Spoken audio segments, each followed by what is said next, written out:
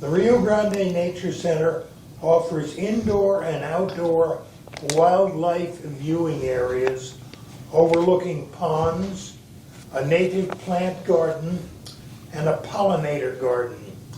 Our outing is scheduled for Friday, April 25th. We plan to leave Manzano del Sol by 11 a.m. I assume that's in a bus, she doesn't say. Pack your lunch as we will enjoy our meal outside in the reserved picnic shelter. We are hoping to arrange a guided tour of the center. If you would like to join us on our first wellness outing with Crystal, our wellness director, please sign up. Space is limited. Sign-up sheet, Sign-up sheet will be on the wellness board outside of the wellness center. If you have any questions, stop by the wellness gym to talk to Crystal. This outing is open to all residents, and this is written by Crystal Lopez, who is the new wellness director. This is an arts and crafts class for March. Several Manzano del Sol residents participated in a springtime collage class on Thursday, March 13th. They learned about the principles of collage and design, as well as the process for creating abstract, narrative, and magic realism collages. I didn't look it up, but a collage is like a putting together of things that seemingly are unrelated, but when you put them all together, they make something. The hobby room got very quiet as the women concentrated on finding just the right images for their collages. Fun-filled sounds followed as the pictures were cut and pasted on the individual collages. Pictured above, or in this case below, is a lovely bird collage created by Mary Lombardo. Helen Lucero was the one that submitted that article, and she's the one who is the instructor of the art classes. And boy, is she well equipped to do that. She has been the curator at several museums. The New Mexico Hispanic Cultural Center is one of them.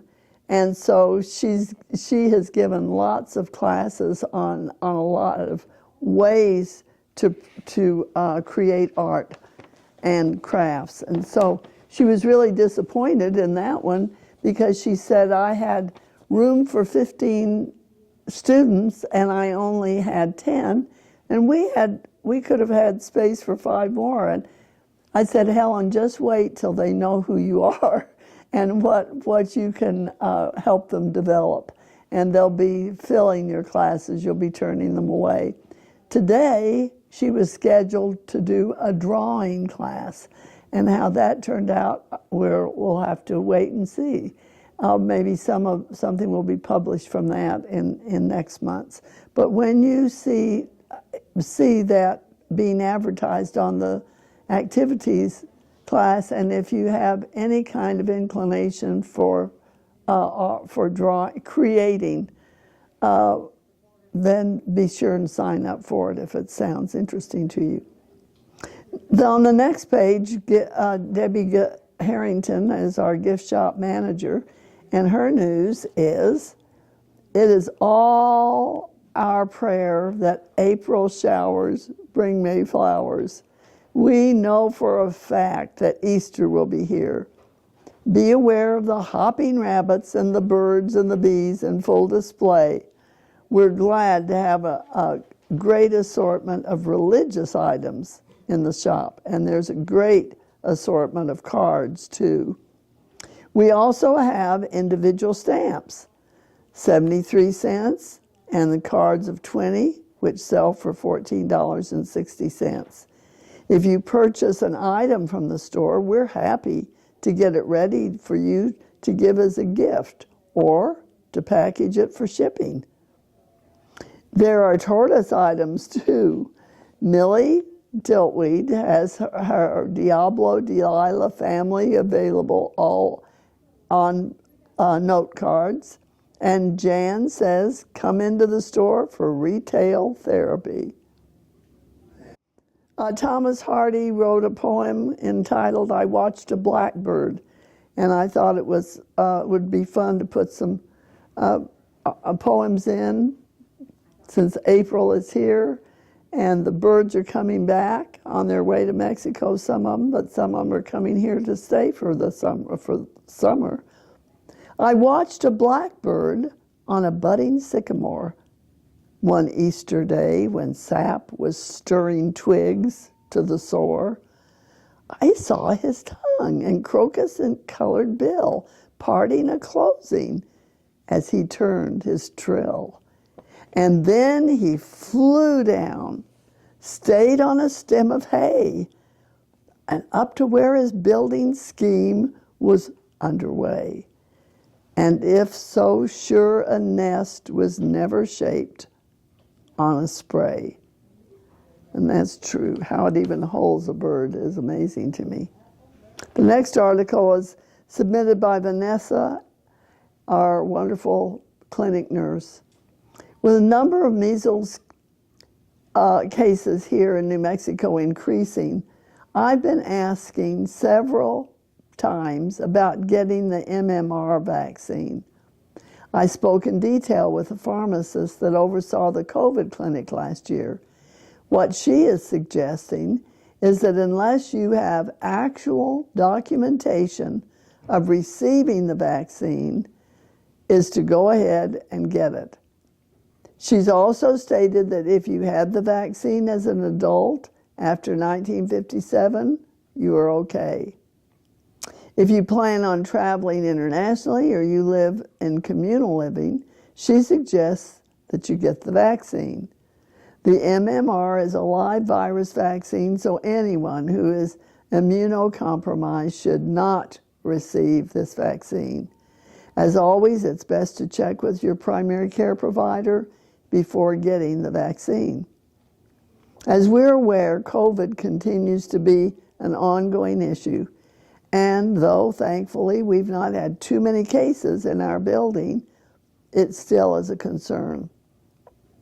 They are recommending that people ages 65 plus receive a booster every 6 months, every year. On April 10th, we will be having a shot clinic in which we'll be offering both the MMR as well as a COVID booster shot.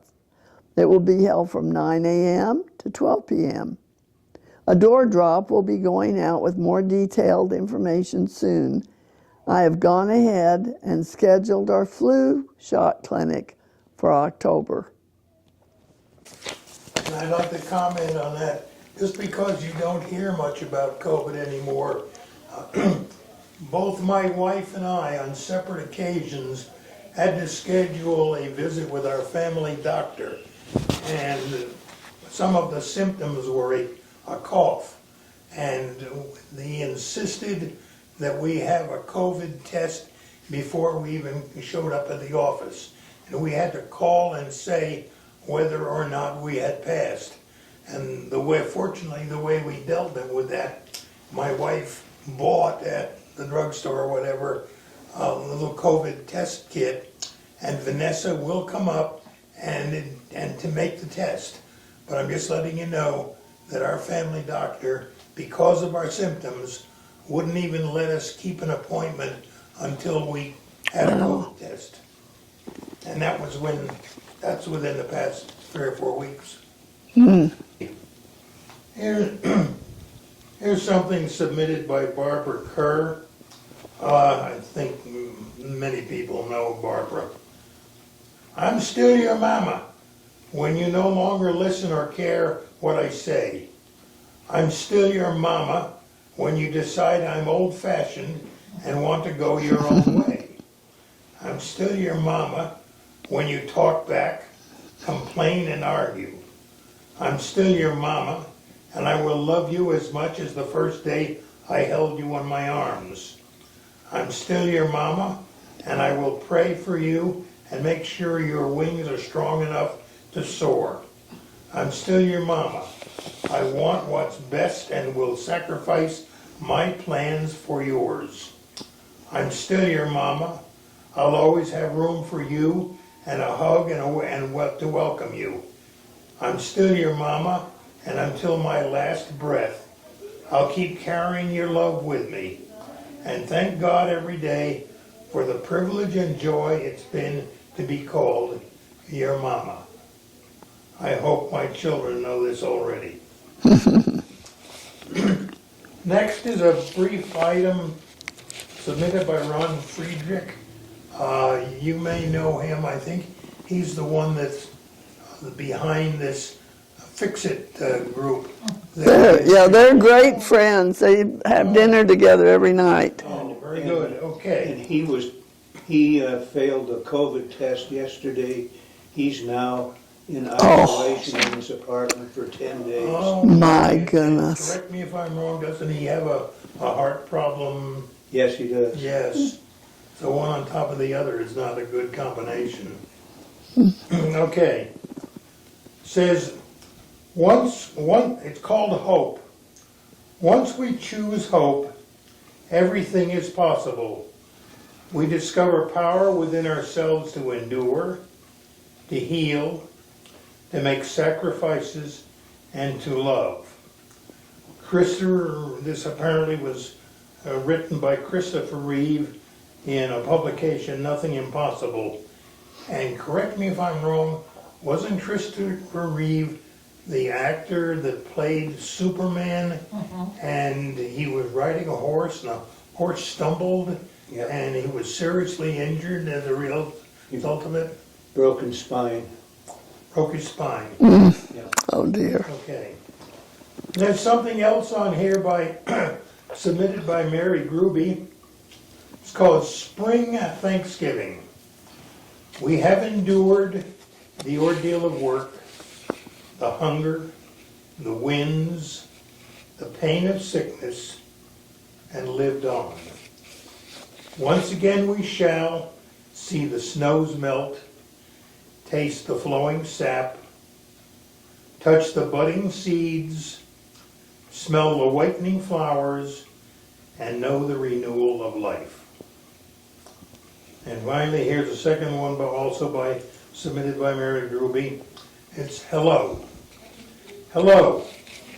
From the no moon night, when the night is most night, and the way least discernible, but roaming beckons ceaselessly, till exhaustion at the door of the very old, where peace smiles silently, in wisdom that has become very simple. That this article is submitted by Marge McCammett, and she's the head of the library committee. And so she has an article here that is telling us about the training that's available for everybody to use. Are you interested in learning more about using your digital devices, iPhones, iPads, tablets, computers, and so forth, for accessing ebooks or audiobooks, newspapers, and other resources available from the Albuquerque Library? The public library has trained staff members available to help you at Manzano del Sol. If you're interested in this opportunity, please call Marge McCammett, chairperson of our Montgomery del Sol Library, and she has her phone listed there. Depending on the interest shown by your response and the availability of the public library staff, a time will be scheduled for you to learn how to use these timely resources. So that's good to know. Let her know and see if she can form a group. Sharon Christensen has written to alert us about the United Women of Faith, who have invited any interested women to join them for a special time of fellowship. We meet on the fourth Tuesday each month in the hobby room from 1:30 to 3 o'clock p.m. Our April meeting will be on the 22nd. For questions or to RSVP, please call or text Sharon Christensen, and she's also given her phone number. And then Charles Namath has written an article on mourning.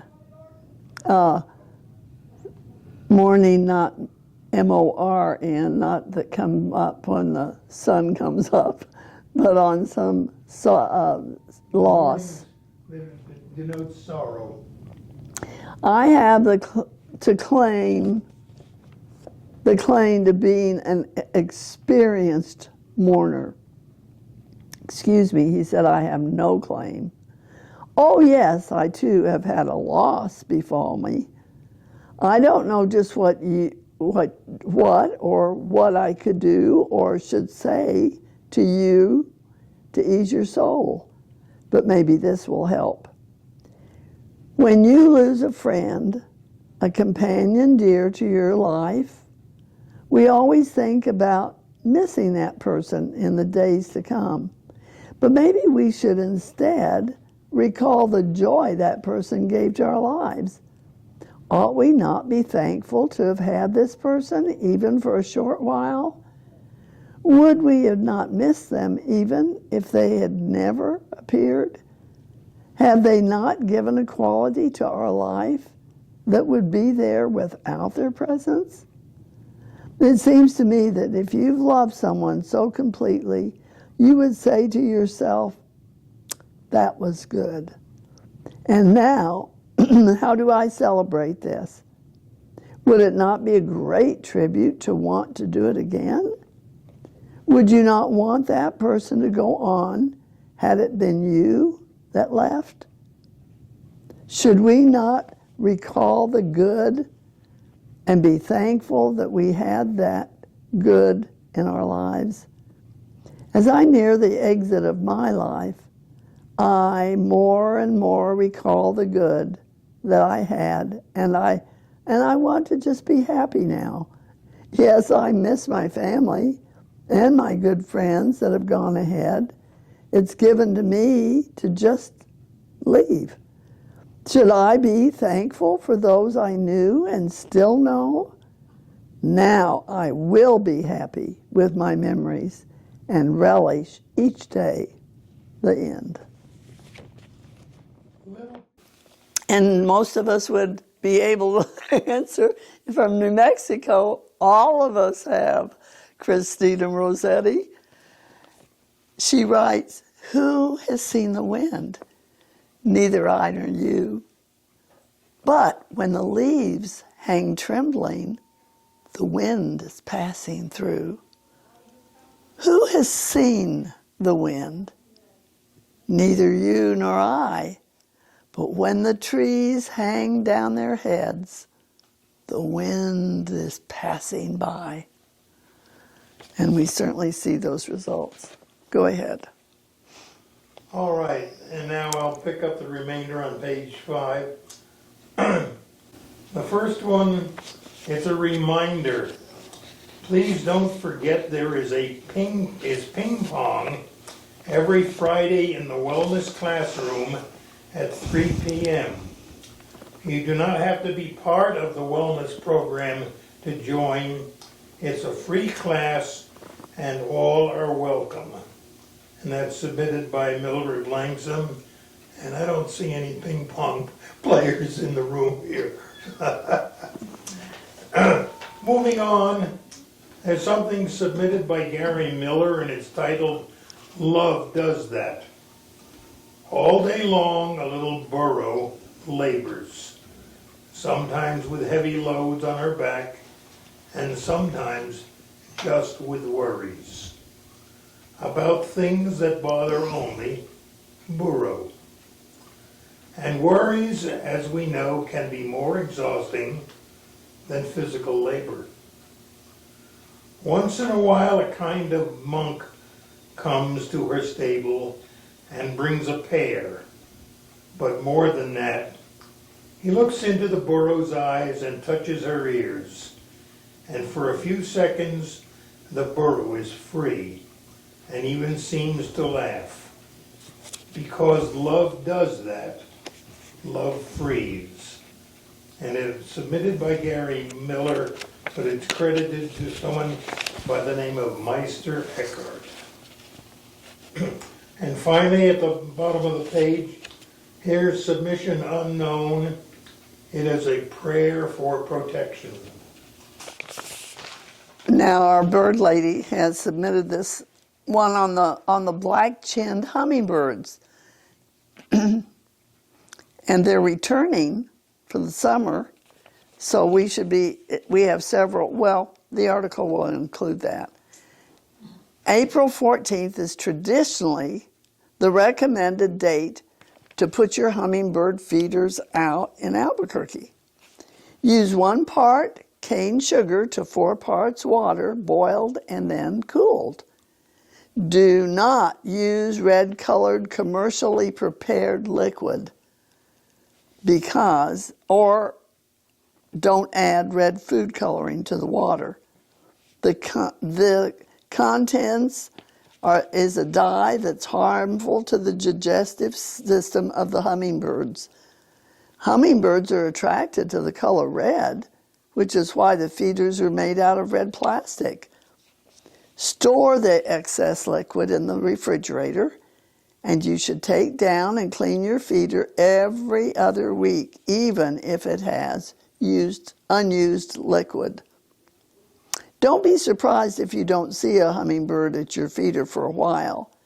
The only type of hummingbird that breeds in this part of town is a black-chinned.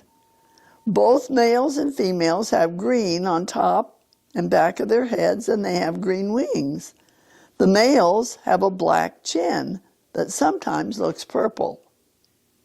In June, when hummingbirds begin to migrate south, there are more numbers and more variety. Even if you don't have a hummingbird feeder, there are ample opportunities to observe them. At one of the several feeders, David places and maintains around the courtyard. David, our gardener. Or when a hummingbird visits a tubular-typed flower in our gorgeous courtyard, lapping up nectar with its long, grooved tongue. Hummingbirds can fly both forward when they're searching for food or backwards when they move away from the feeder.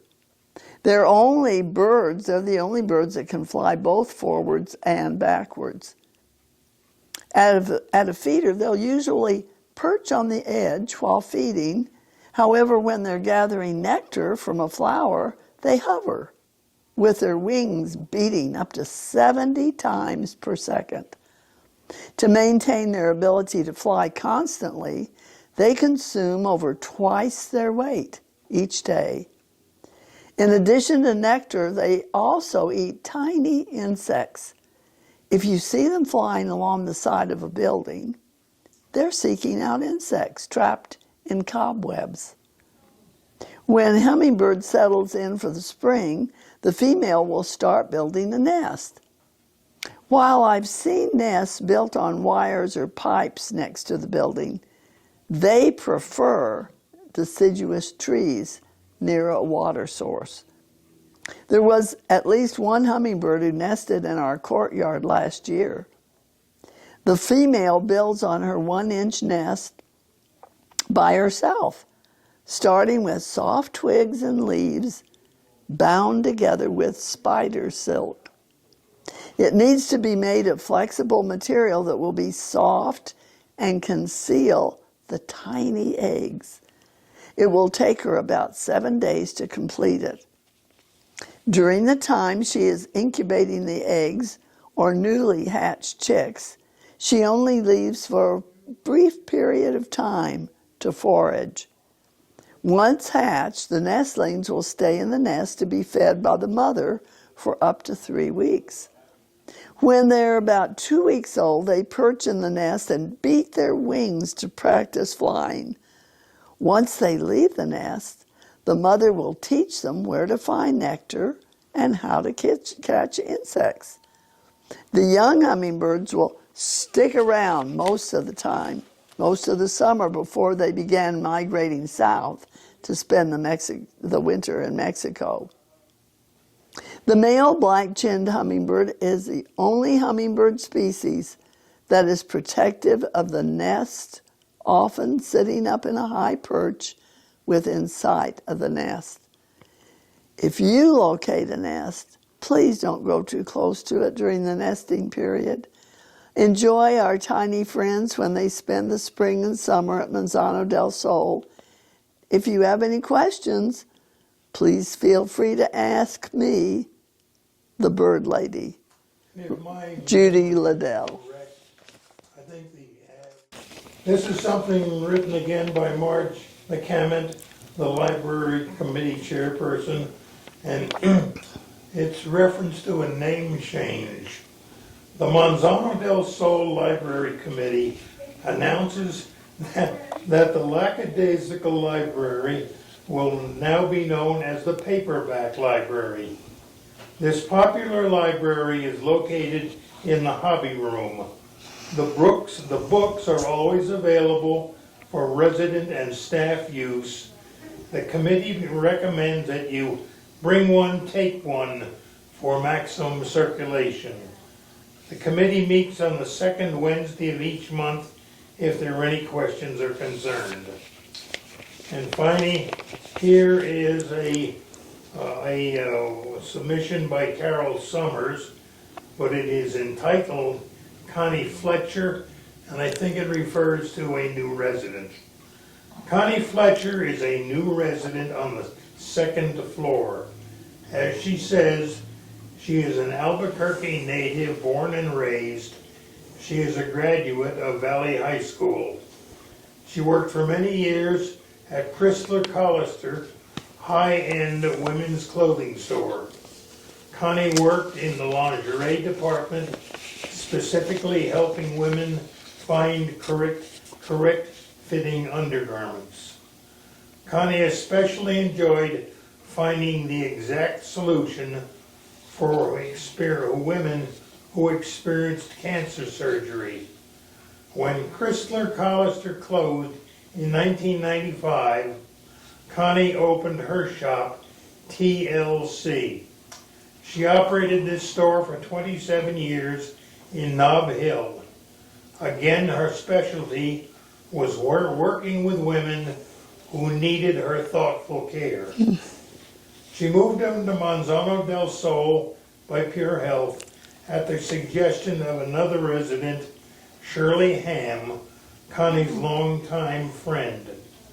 Connie is especially proud of her career helping women. Her house is up for sale. Yes, she's planning. Well, April birthdays, Carol Summers has already celebrated hers, and tomorrow will be Sally Clay's. Then Katie Crawford on the 6th floor, and Dolores will be on the 7th, for April 7th. Dolores Cortez on 4th of April, on the 11th of April. And Nancy Ann Agnew's birthday is the 17th of this month, and her husband's is the very next day on the 18th. So that's convenient to have your birthdays together. Dale Carnegie is on the 18th as well. And Sue Sorrell her birthday will be the end of the month on the 23rd.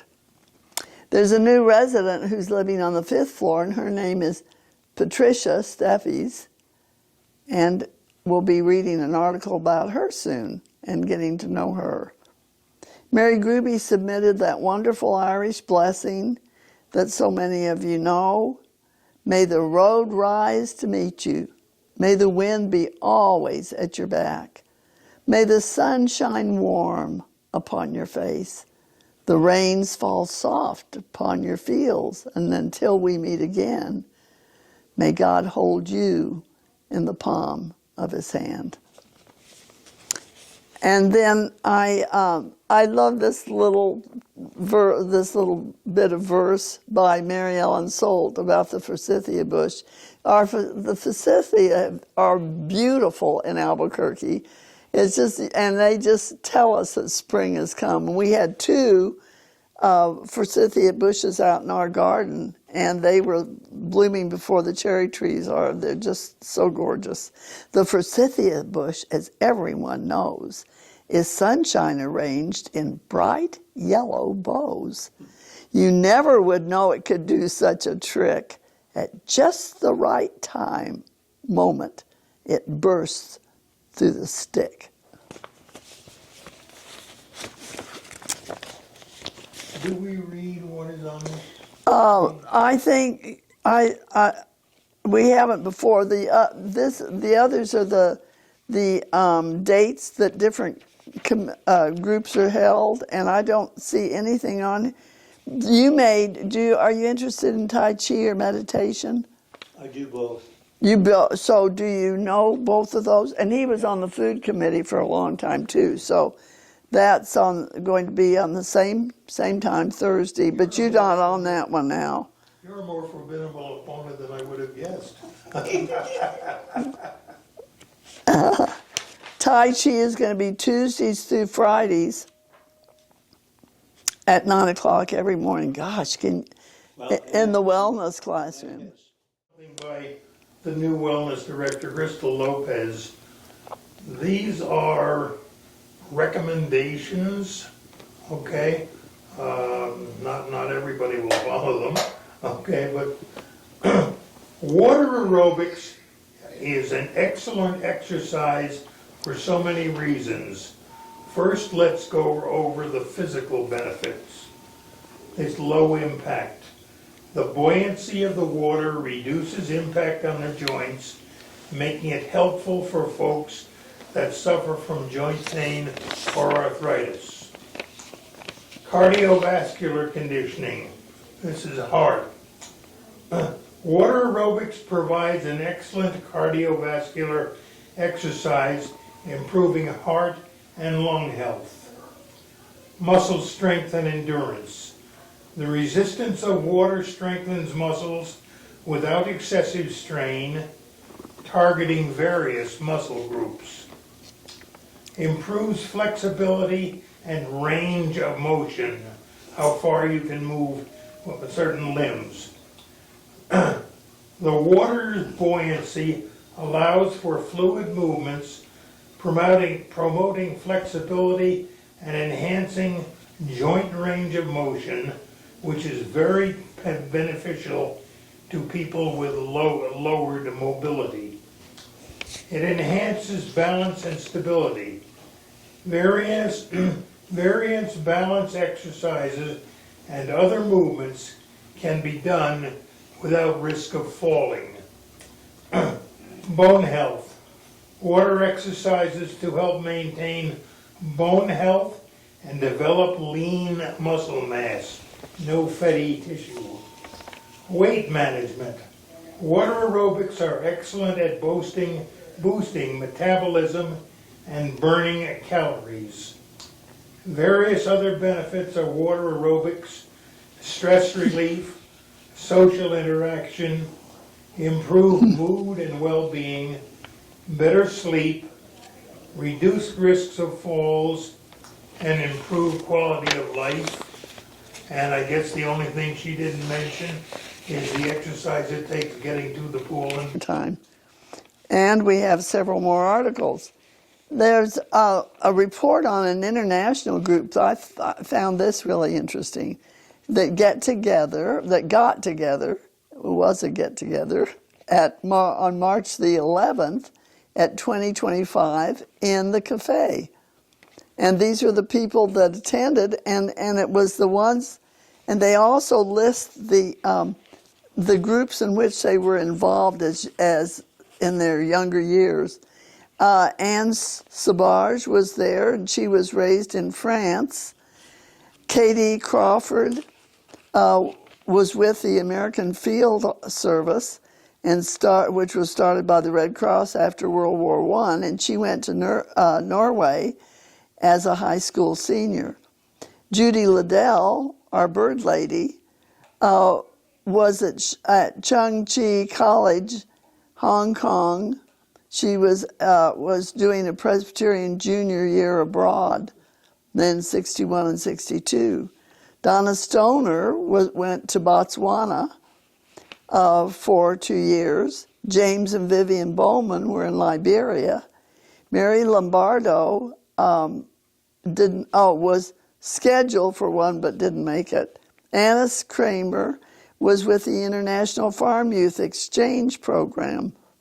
And Tom Samuel was in Liberia and Gambia at the children, and Nambia and Turkmenistan, Namibia and Turkmenistan. One name on here. Well, all of these participated. The focus was on, and they mean participated in the meeting which they were having. The focus was on Anna Kramer and her 1948 visit to Norway with International Farm Youth Exchange Program, which was sponsored by the U.S. Department of Agriculture. The inspiration for such a program was the meeting of two involuntary soldiers, one German and one American, who wound up in the same restaurant. Each expressed their sorrow that they'd been put in a situation to kill one another, instead of having a chance to get to know one another, each having similar interests and plans for the future. Later, the American had the opportunity to discuss the idea with USDA personnel who developed the program into existence. So IYFE just celebrated its 75th anniversary, and Anna shared photos of the original group of 16 who were aboard the ship which transported them on their very first beginning of their 50th anniversary. Now to the trip. There was limited preparation for the first group, but members knew their assigned task was to help organize groups like 4-H clubs. Each state could choose a delegate. A final 16 were chosen. Various farm-related organizations provided support, but the participants had to pay some of their own expenses, like their passports. Anna noted that in 1948, everything was changing in Norway, and I'm sure it was. That was the end of the big war. The radio had been a great uniter, as each isolated region had been using their own dialect. It helped the language to consolidate. Thereby, educational material could be standardized, and the entire country could better communicate. The national language became riksmål until a later date when recognition was given to the local dialects by assuring one half of the national news, including nynorsk. Rationing for many items continued for some time, but the restriction on personal lives relaxed. Strong beliefs in valuing traditions and cultures have remained to this day. When asked what she thought the purpose or the benefits of the program from 1948 to today was, she quoted the IFYE motto, "Peace through understanding." This may be the greatest challenge any great generation could face. Anna was glad to have been a part of the world as it took shape after World War II. The question each member of the group was left with was, what will the world be for our grandchildren and great-grandchildren? Maybe as unknowable as was the world of 1948. And that article was written by Thomas Samuel. Okay, mission accomplished. As my friend Carolyn explained her dream vacation to me, it was probably done with some trepidation since she was inviting me to go along on this adventure. She spoke of a quaint cabin nestled in the Pecos Mountains close to the river. She was attempting to rev up my enthusiasm about fishing and hiking when she was aware that my favorite kind of hiking is to the nearest shopping mall. Don became excited about the trip as he is an avid fisherman, and it has been quite some time since he has had the opportunity to drop a line into the water. We agreed to join the party for his 3-day vacation and began to plan and pack. The big day finally arrived and found Caroline, Diego, Yolanda, Don, and me climbing into the well-packed Jeep. It was determined that Yolanda would serve as the designated driver, as she is the only one of us in possession of a valid driver's license and a vehicle. That figures. We drove north through Santa Fe, angling east to Glorieta, and reaching our destination early that afternoon. The trip had gone by quickly as the 5 companionable friends joked and laughed in amused anticipation. We pulled into the rocky driveway and and began the tedious task of unloading what we had just loaded a few hours earlier. A large screened-in porch surrounded 3 sides of the building. Our temporary home was indeed a cabin, an old log cabin. The kitchen, however, was rather modern, complete with sink, stove, and microwave. The floors were old, uneven, and creaky. The living dining area was sizable, with a dining room table, couches, and several easy chairs. A fireplace made from local limestone flanked one wall. Then there was the bathroom. 1 bathroom for 5 people. Oh well, but where will I put my cosmetics? Just off of the living room was a bedroom with 2 single beds, which claimed by Caroline and Diego. A flight of rather steep steps led to the upper level with a king-size bed and a pitched roof, as it was an A-frame building. I probably bumped my head on the ceiling at least once or twice a day. I forgot to stoop a little. Rocking chairs were scattered throughout the cabin. Downstairs, one of the couches opened into a bed, but Yolanda chose to sleep on her air mattress. 3 dinner meals had been planned, which included 1 fresh fish dinner, of course, depending upon the success of the fishermen. I had cooked and seasoned some hamburger meat for a taco salad for our first meal. Fresh fruit and vegetables had been picked up along the way. Yolanda chopped, mixed, and created a great salsa for the taco salad. Caroline brought sandwich fixings for lunches and some yummy cookies to go with our morning coffee. She made coffee each morning, and the 5 of us sat around enjoying her companionship along with her favorite blend of freshly ground coffee. Pecos is a small mountain community approximately 80 miles north of Albuquerque. We were within feet from the Pecos River, but because of the low water level, there was no fishing to be done in that river. We took several short trips to surrounding areas and located a lake called Monastery Lake. The lake looked promising for fishing, and we decided to check it out more thoroughly later. During one of these trips, we climbed to about 10,000 feet into the aspen-covered mountains. We were amazed at the details of this trip, which were remembered by Diego, even though it had been years since he had experienced the terrain visually. Stepping out of the car, we breathed in the fresh mountain air. Carolyn and I were able to examine a small aspen tree and checked out its unusual round leaves. We were surrounded by gigantic aspens reaching into the sky and far beyond our reach. The baby trees were fun to check out. Diego fascinated us with stories about how he ranched, worked construction, and rode horseback through these mountains. His family is from Santa Fe, and we met 2 of his brothers on the way back to Albuquerque. As our last evening approached, we were still anticipating a fish fry. The five of us returned to Monastery Lake with everyone toting a fishing pole with the exception of me.